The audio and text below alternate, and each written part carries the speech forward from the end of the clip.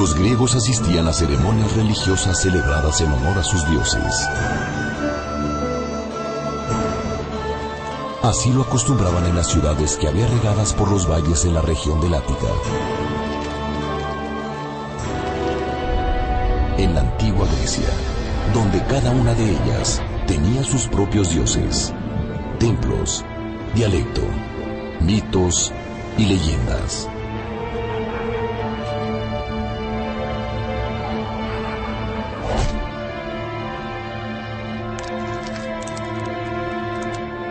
Durante estas ceremonias, los griegos consagraban los hechos sobrenaturales de sus dioses. Descubrían la vida y obra de sus héroes mitológicos y legendarios.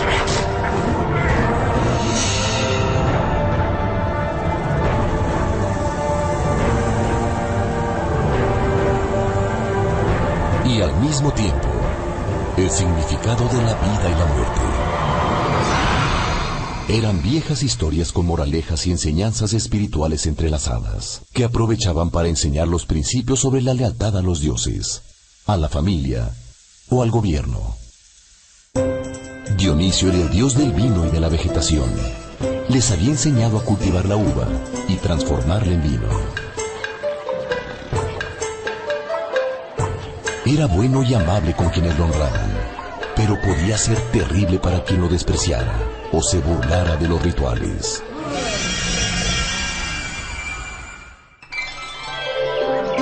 Dionisio moría cada invierno, pero renacía en la primavera.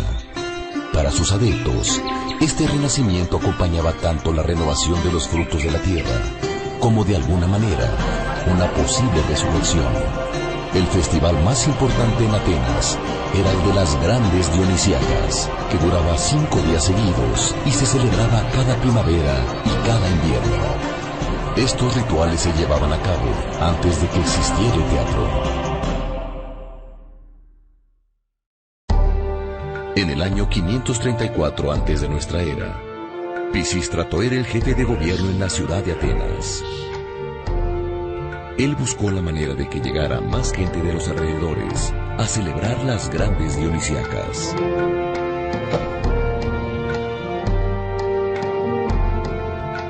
Pisístrato le pidió al poeta Tespis, que era el director del coro del templo de Dionisio, que inventara algo para que las celebraciones fuesen más atractivas. Durante los rituales cantaban y bailaban 12 hombres que formaban un coro. Y lo hacían con unas máscaras que les cubrían todo el rostro, adornadas con cuernos de cabras. Por eso, el público les llamaba tragedias, que viene del griego tragos, que quiere decir cuernos de cabra, y de odas, que quiere decir himnos. Es decir, se referían al coro que cantaba con máscaras y cuernos. A Tespis se le ocurrió salirse del coro y enfrentarlo, para preguntar, por ejemplo, ¿por qué ese año no había llovido lo suficiente? ¿Por qué Dionisio renacía? ¿Por qué habían sufrido tanto las mujeres de Tebas cuando la ciudad fue sitiada? Con esta decisión, Tespis inventó lo que ahora conocemos como teatro. Él fue el primer actor de la historia, que en su época fueron llamados hipócritas, que viene del griego hipo, que quiere decir máscara, y crites, responder, es decir, los que respondían detrás de la máscara.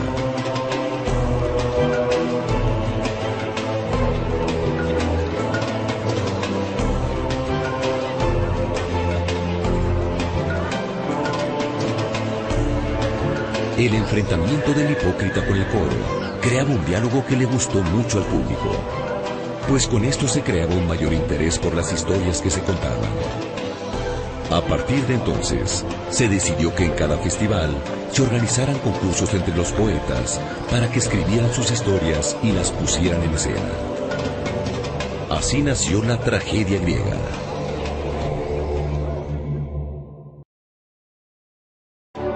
Tespis tuvo mucho éxito.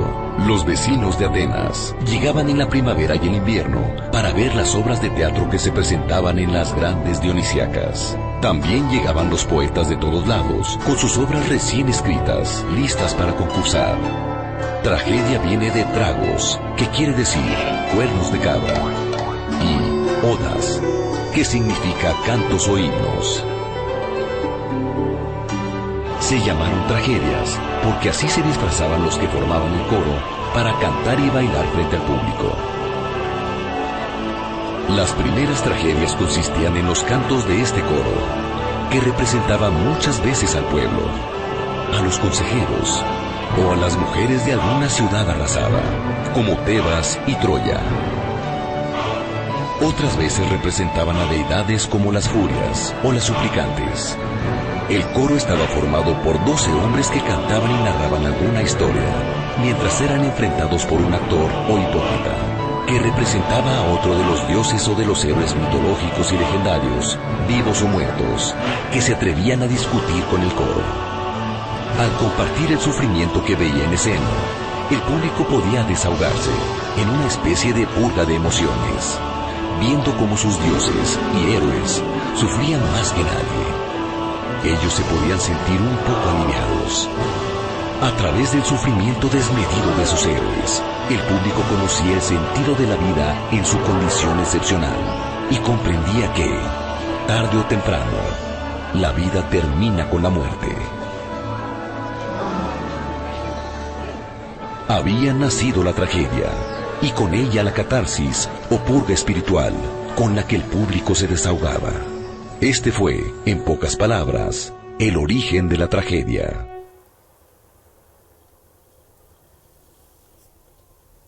Más claro que esto, imposible. El origen del teatro tiene su asidero en prácticas idolátricas y tuvo sus inicios siendo dedicados a las deidades de los paganos, e inclusive los lugares diseñados para este fin fueron dedicados a los dioses griegos. Los cristianos de la época romana lo rechazaron y condenaron a sus intérpretes como inmorales.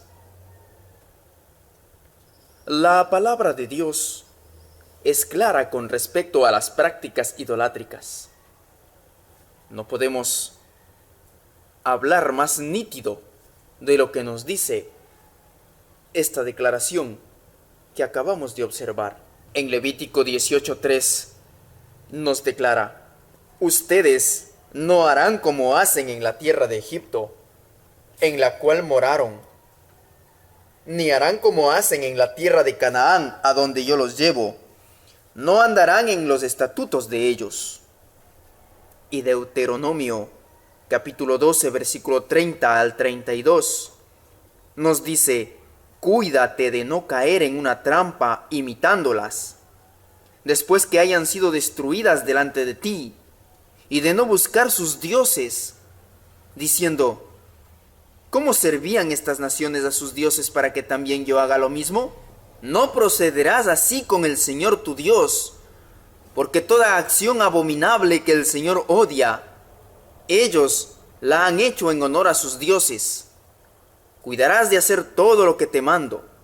Nada le añadirás ni le quitarás. Y el apóstol Pedro trae su consejo también. Porque el tiempo ya pasado les es suficiente para haber hecho lo que agrada a los gentiles, habiendo andado en sensualidad, lujurias, borracheras, orgías, embriagueces y abominables idolatrías.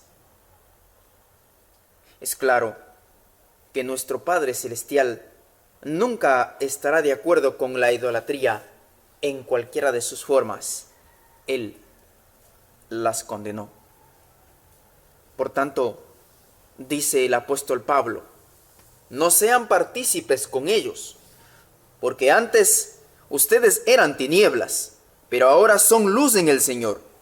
Anden como hijos de luz. Examinen lo que es agradable al Señor. No participen en las obras estériles de las tinieblas, sino más bien desenmascárenlas, en los cuales fueron en otro tiempo según la corriente de este mundo, conforme al príncipe de la potestad del aire, el espíritu que ahora opera en los hijos de desobediencia. Entre ellos también todos nosotros que en otro tiempo vivíamos en las pasiones de nuestra carne, satisfaciendo los deseos de la carne y de la mente, y éramos por naturaleza hijos de ira, lo mismo que los demás. El apóstol Pedro vuelve a recomendarnos: pero el fin de todas las cosas se acerca. Sean pues ustedes prudentes y de espíritu sobrio para la oración. Sean de espíritu sobrio, estén alerta. Su adversario el diablo anda al acecho como un león rugiente, buscando a quien devorar, enseñándonos que negando la impiedad y los deseos mundanos, vivamos en este mundo sobria, justa y piadosamente, aguardando la esperanza bienaventurada y la manifestación de la gloria de nuestro gran Dios y Salvador Cristo Jesús. Queda claro entonces, amigo, amiga que me escuchas, que no hay nada seguro en que nuestros jóvenes y niños y nosotros mismos llevemos a la práctica a nuestras iglesias dramatizaciones, mimos, pantomimas u otras obras teatrales, ya que éstas son una forma de idolatría moderna y tienen su origen en el paganismo. En usted está la decisión, amigo, amiga. Si continuamos en estas prácticas abominables ante los ojos de Dios, o las abandonamos definitivamente. Hasta una próxima oportunidad.